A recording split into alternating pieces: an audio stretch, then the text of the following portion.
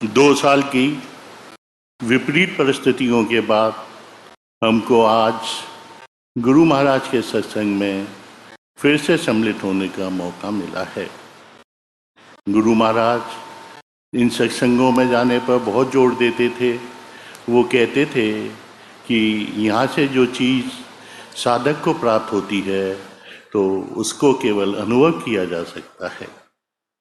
ये हम पर गुरु महाराज की दयाई है कि इस विशेष दिन, जो कि परम पूज्य मजले भैया का शताब्दी वर्ष चल रहा है और परम पूज्य छोटे भैया की कर्म स्थली पर हम लोगों को उनकी याद में बैठने का मौका मिला है। ये ईश्वर के मन में अब इस संसार के लिए, उनके सब जीवों के लिए अपार प्रेम है। जब वो देखता है कि संसार के मनुष्य धर्म के विरुद्ध अधर्म पर चल रहे हैं, जिससे वो अशांत रहते हैं, तो वो इस पृथ्वी पर उनके मार्गदर्शन के लिए अवतार लेता है। ऐसे ही हमारे गुरु महाराज ने हम लोगों के मार्गदर्शन के लिए इस पृथ्वी पर अवतार लिया था। उन्होंने कहा था कि ये मानव जीवन बहुत ही दुर्लभ है, इसको हमें व्यर्थ में नहीं गंवाना चाहिए। पहले हमको ये तय करना है कि हमारे जीवन का मकसद क्या है। या तो हम माया के प्रभाव में बह के इस संसारिक सुख सुविधाओं में ही लगे रहें और उसी को अपना नियति मान के चलें। पर ये मार्ग शुरू में बहुत ही अच्छा लगता है, पर आगे जाकर इसमें साधक मनुष्य अशांत रहता है और दुखी रहता है। दूसरा मार्ग ईश्वर की ओर जाता है। ये मार्ग शुरू में थोड़ा कठिन लगता है, पर आगे जाके साधक को बहुत ही शांति का अनुभव होता है और उसको एक आंतरिक प्रसन्नता मिलती है। ईश्वर सर्वशक्तिमान है, वो आनंद स्वरूप है। जब जैसे कि एक पानी की बूंद में पानी की सब क्षमताएं होती हैं, परंतु वो जब समुद्र से मिल जाती है तो उसमें समुद्र के सभी गुण आ जाते हैं। इसी प्रकार जब साधक ईश्वर से मिल जाता है तो उसमें सभी ईश्वरीय गुण आ जाते हैं और वो स्वयं में शक्तिशाली बन जाता है। पर इसके लिए हमें साधना करनी पड़ती है और हमारे गुरु महाराज ने अपने गुरु महाराज की आज्ञा से इस कलयुग की देखते हुए और मानवों की क्षमताओं को देखते हुए सबसे सरल साधना दी। गुरु महाराज की साधना को करने से हम बहुत ही शीघ्र अवस्था पर पहुंच जाते हैं, जिससे कि हम अपने आप में ईश्वर को मिला सकते हैं और इस जन्म लेने के प्रक्रिया से हम मुक्त हो जाते हैं। गुरु महाराज की साधना करने के लिए हमें अपने घर के कर्तव्यों से, गृहस्थी के कर्तव्यों से भागने की जरूरत नहीं है। हम इस साधना से इस संसार में रहते हुए और अपने गृहस्थी के सब कर्तव्यों को करते हुए उस ज्ञान को प्राप्त करते हैं जिसे आत्मज्ञान कहते हैं और जो कि ईश्वर प्राप्ति के लिए अति आवश्यक है। पर कुछ लोग सत्संग में अपने कुछ विचारों को लेकर बैठते हैं। उनके मन में इस लोक के लिए या उस लोक के लिए इच्छाएं भरी रहती हैं। उनको इस साधना में कुछ समय लगता है, कुछ कठिनाइयों का सामना करना पड़ता है। इसमें साधक को पूर्णतः गुरुमुख होकर बैठना चाहिए और अपने को गुरु के सुपुर्द कर देना चाहिए। जब इस साधना को साधक करता है तो कई साधकों के मन में ये विचार आता है कि हमारी एक सी अवस्था नहीं रहती। एक सी अवस्था रहना इस साधना में उन्नति के लिए अच्छा नहीं है। साधना में उन्नति के लिए ये आवश्यक है कि उसकी अवस्थाएं बदलती रहें। ऐसे समय उसे बड़े धैर्य से काम लेना चाहिए और दृष्टाभाव से इसको देखना चाहिए। इसी से वो अपने जीवन के लक्ष्य को पा सकता है।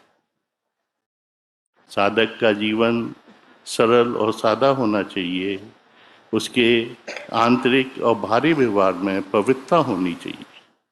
उसका बाहरी व्यवहार जब तक पवित्र नहीं होगा, जब उसका मन पवित्र नहीं होगा, और गुरु महाराज की साधना को करने से उसका मन बहुत ही जल्दी पवित्र हो जाता है। पर उसे ये साधना नियम बना लेना चाहिए कि रोज सुबह और शाम करनी चाहिए और गुरु महाराज का चिंतन करना चाहिए।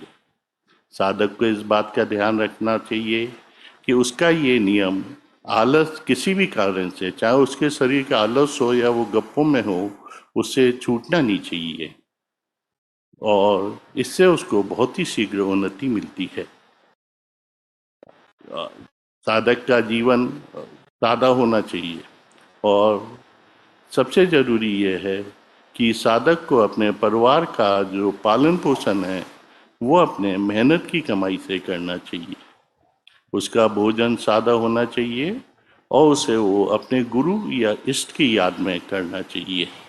उसको पूर्ण रूप से गुरु महाराज के शरणागत हो जाना पड़ेगा और 24 घंटे उनके चिंतन में रहना पड़ेगा। जब साधक ऐसा करेगा तो उसको इस मार्ग में बहुत ही जल्दी उन्नति मिलेगी। जो कुछ भी साधक को मिला है वो यही समझना चाहिए कि ये उसके गुरु का दिया हुआ है, इसमें मेरा कुछ नहीं है और उसी में खुश रहना चाहिए और गुरु महाराज को धन्यवाद देना चाहिए। ये मानव जीवन और ये संसार द्वंद्व से बना है। हर एक मनुष्य में कुछ अच्छाइयाँ भी होती हैं और कुछ बुराइयाँ भी होती हैं।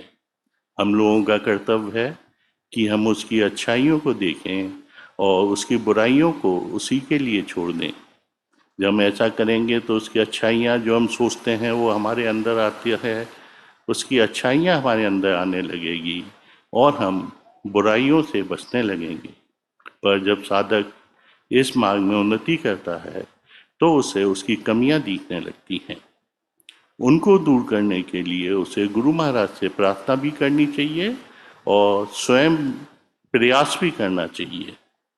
जब वो एक एक करके भी अगर अपनी कमियां दूर करेगा तो बहुत ही सेगोज अवस्था पर पहुंच जाएगा, जब उसका जीवन गुरु महाराज के सिद्धांतों के अनुरूप बन जाएगा। जब वो इस मार्ग में आगे बढ़ेगा तो उसके स्वभाव में परिवर्तन आने से उसको इस संसार में और अपनी सोसाइटी में बहुत आदर सम्मान मिलेगा। पर साधक को इसकी कभी इच्छा नहीं करनी चाहिए। इच्छा करने से उसके संस्कार बन जाते हैं और ये आदर सम्मान उसे गुरु महाराज का समझना चाहिए, जिससे कि वो उस सूक्ष्म अहंकार से बच जाए।